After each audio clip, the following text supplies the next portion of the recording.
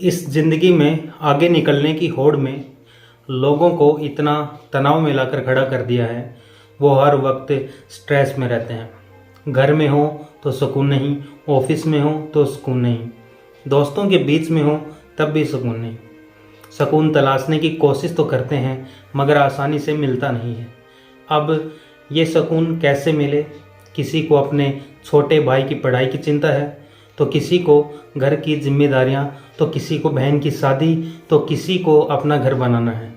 इस तरह की न जाने कितनी चिंताएं हैं इंसान के अंदर, और वो चिंताएं कैसे ख़त्म हों, कई बार इसी उधेड़ बुन में उसका समय गुजर जाता है।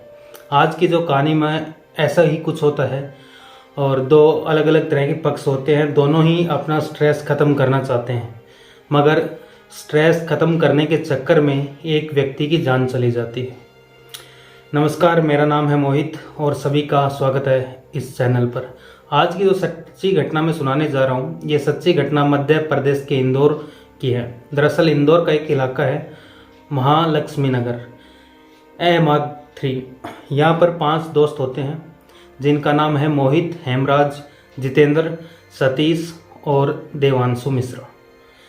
पहले तो ये महानगर लक्ष्मी MR3 में जमकर शराब पीते हैं, एक दूसरे का दर्द बांटते हैं और यहाँ से शराब पीने के बाद एक पंजाबी ढाबे पर जाते हैं और उस ढाबे पर जाकर ये वहाँ पर खाना खाते हैं। ये बात है 6 अक्टूबर के रात लगभग 1:30 बजे के आसपास की। काफ़ी नशा हो चुका था। अब इन्होंने एक फ़ैसला लिया कि हम लोगों को अपने अपने घर चले जाना चाहिए, क्योंकि रात बहुत ज़्यादा हो चुकी थी। 5 दोस्त खाना खाने के बाद अपनी अपनी दिशा में चले जाते हैं, जिसमें सतीश यादव और उसका दोस्त देवांशु मिश्रा ये स्कूटी पर सवार होकर अपने कमरे पर चले जाते हैं। इनका कमरा होता है महालक्ष्मी नगर सेक्टर R के इलाके में। वहाँ जाकर ये दोनों अपने अपने कमरे में जाकर सो जाते हैं। अगले दिन यानी 7 अक्टूबर को जैसे ही सतीश यादव की आंख खुलती है तो वो अपने दोस्त को देखकर उसकी चीख निकल जाती है और वो ज़ोर ज़ोर से चिल्लाने लगता है। उसकी चीख पुकार सुनने के बाद आसपास के लोग जो हैं उसके कमरे की तरफ दौड़ते हैं और देखते हैं कि आखिर हुआ क्या है। देखते हैं तो देवांशु जो मिश्रा है वो खून से लथपथ पड़ा हुआ है। उसका बेड पूरी तरह से खून से सना हुआ था। हुआ क्या है वो खुद भी नहीं समझ पा रहा था, क्योंकि रात वो पार्टी करके जो आया था, जो नशे में था, और उसको नशा इतना था कि उसे कुछ भी याद नहीं है रात को क्या हुआ था। इसके बाद उसने विजयनगर थाने में एक सूचना दी। पुलिस वहाँ पर मौके पर आती है और शव को अपने कब्जे में लेती है, पोस्टमार्टम के लिए भेज देती है। अब पुलिस जो है सतीश यादव से पूछताछ करती है कि आखिर इसके साथ क्या हुआ है और तुमने मतलब क्या देखा। अब वो याद करने की पूरी कोशिश करता है, लेकिन कुछ तो हुआ था। जब उसने अपने दिमाग पर जोर डाला तो जोर डालने के बाद जैसे ही वो पंजाबी ढाबे से खाना खाने के बाद निकले थे तो उसे याद आता है कि पंचमुखी हनुमान मंदिर से कुछ लोग उसका पीछा कर रहे थे, जिसमें 2 लड़के होते हैं और एक लड़की होती है। अब ये लोग इसका पीछा कर रहे हैं, ये समझ नहीं पाते और ये सत्य साईं चौराहे से बॉम्बे अस्पताल के बीच का फासला जो है, इसी बीच में इनकी स्कूटी को वो पल्सर बाइक सवार लोग रोक लेते हैं और रोकने के बाद ये इनसे कुछ बातचीत करते हैं और बातचीत में एक लड़की कुछ कहती है कि मेरे साथ संबंध बनाओगे। तो लड़की की जब ये कहती है कि संबंध बनाओगे तो देवांशु मिश्रा इस बात पर मना कर देता है। यहाँ पर थोड़ी छीना झपटी होती है और छीना झपटी होने के बाद मारपीट तक नौबत आ जाती है। इसके बाद इसी दिन ये सभी लोग मतलब अपने अपने घर चले जाते हैं। मगर पुलिस बार बार एक ही सवाल कर रही थी कि जब इतना कुछ हुआ था तो तुमने पुलिस को फ़ोन क्यों नहीं किया? रास्ते में बॉम्बे अस्पताल पड़ता है, तुम्हारा दोस्त घायल था तो तुमने उसे अस्पताल में भर्ती क्यों नहीं करवाया? पुलिस ने जब उससे और पूछताछ की कि तुम क्या करते हो, तो उसने कहा कि साहब मैं रियल एस्टेट कंपनी में कर्मचारी हूँ। और उनका दोस्त जो मर चुका था वो रियल एस्टेट कंपनी में एक अच्छी नौकरी पर था। हालांकि पुलिस ने इसके घर वालों को खबर दी। इसके घर वाले रीवा में रहते हैं और रीवा में अभी इसकी 4 बहनें पहले ही हैं जो इनकी शादी हो चुकी थी। देवांशु मिश्रा बहुत ही अच्छे पैसे कमाने के लिए, बहुत ही अच्छी नौकरी करने के लिए रीवा छोड़कर इंदौर में आकर रहने लगा था। उसका एक ही सपना था कि वो अपने घर वालों के लिए कुछ करना चाहता है, अपने बच्चों के लिए कुछ करना चाहता है। हाल ही में शादी हुई थी, अपनी पत्नी के लिए कुछ करना चाहता है। इसीलिए पहला प्लान उसका यही था कि मैं अकेला रहूँगा, उसके कुछ दिन के बाद अपनी बीवी को साथ लेके आ जाऊँगा। मगर उसके प्लानिंग परवान नहीं चढ़ सकी, उसकी प्लानिंग जो है अधूरी रह गई, क्योंकि अब वो उस दुनिया में नहीं है। पुलिस ने जब ये कहानी सुनी सतीश यादव से, तो शुरुआत में पुलिस को यकीन ही नहीं हो रहा था।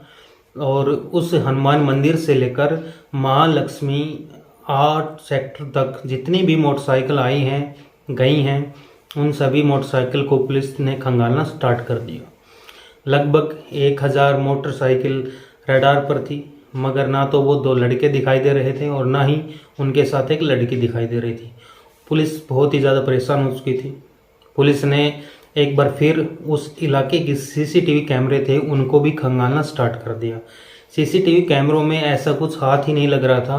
पुलिस आखिर करे तो क्या करे। अब यहाँ पर रडार पर एक ही व्यक्ति था, सतीश यादव। सतीश यादव से फिर पूछताछ की जाती है, यानी कि 24 घंटे से ज़्यादा क्या समय हो चुका था और सतीश यादव सिर्फ एक ही बात पर अड़ा हुआ था। ना कोई बयान बदल रहा था, ना कोई नई कहानी सुना रहा था। जैसी कहानी उसने पहली बार सुनाई थी वैसा ही बयान वो लगातार अपने इस बयानबाजी में कर रहा था। पुलिस को अब यकीन हो चुका था कि कहीं ना कहीं सतीश यादव इस घटना के पीछे नहीं है, कोई और है, और थोड़ा बारीकी से इसकी जांच पड़ताल की जाए। इसमें सैकड़ों पुलिस वालों को लगाया गया और उस इलाके में जितने भी सीसीटीवी कैमरे थे उन्हें फिर से खंगाला गया।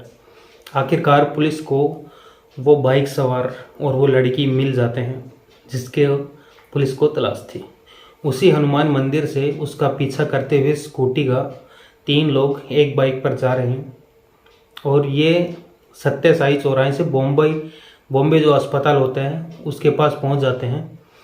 और ये लोग उसके जहाँ पर वो रहता है उसके कमरे के काफ़ी नज़दीक पहुंच जाते हैं और वहाँ पर वो बाइक स्कूटी के आगे लगाकर रोक लेते हैं। यहाँ पर मारपीट होती है और उस मारपीट में उसको कुछ ऐसी चोट लगती है, ऐसे धारदार हथियार से हमला किया जाता है कि जिससे कि उसकी जान चली जाए। अब सवाल यही था कि आखिरकार ये पल्सर बाइक पर 3 लोग कौन थे, कौन थी वो लड़की। इसके बाद पुलिस ने सोशल मीडिया का सहारा लिया, आसपास के थानों का सहारा लिया, जितने भी उस इलाके में बदमाश थे उनका सहारा लिया। सभी से पूछताछ स्टार्ट की जाती है और फिर पुलिस ने लगभग 1000 लोगों को रडार पर लेने के बाद धीरे धीरे उनके पास पहुंचना स्टार्ट कर दिया। पुलिस का अब एक निशाना था, वो थे जो नशा करने वाले लोग थे, ड्रग्स लेने वाले लोग थे। पुलिस ने ऐसे लोगों की सूची बनाई और ऐसी सूची में लगभग 50 लोगों के नाम शामिल आते हैं। पुलिस ने 50 नशेड़ी पकड़े और 50 के 50 नशेड़ियों को उसने सतीश यादव के सामने लाकर खड़ा कर दिया, मगर सतीश यादव उनमें से किसी को भी पहचान नहीं पाया या फिर उनमें से कौन था।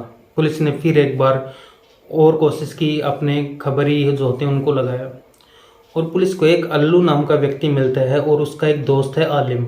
आलिम और अल्लू जैसे ही पुलिस की गिरफ्त में आते हैं, इन्हें आज़ाद नगर से गिरफ्तार किया गया। जब इनसे पूछताछ की गई कि वो लड़की कौन थी जो रात तुम्हारे साथ थी, पुलिस ने महज एक तुक्का मारा था, मगर ये तुक्का बिल्कुल सटीक जम गया। वो बोलते हैं साहब ये लड़की नहीं थी बल्कि जोया नाम की एक किन्नर है। जैसे ही पुलिस ने कहा किन्नर है तो पुलिस की रोंगटे खड़े हो जाते हैं। पुलिस उसको भी गिरफ्तार कर लेती है और जब सामने लेकर आती है तो वाकई वो खूबसूरत किन्नर थी। उस खूबसूरत किन्नर ने अपना जेंडर चेंज करवाया था, अब वो किन्नर नहीं थी, अब वो लड़की थी। उस लड़की की शादी हो चुकी थी, एक लड़के से, शाहिद नाम के लड़के से निकाह हो चुका था। खुशहाल ज़िंदगी जी रही थी, मगर उसको एक शौक़ था नए नए लोगों से दोस्ती करना, उनके साथ रातें बिताना।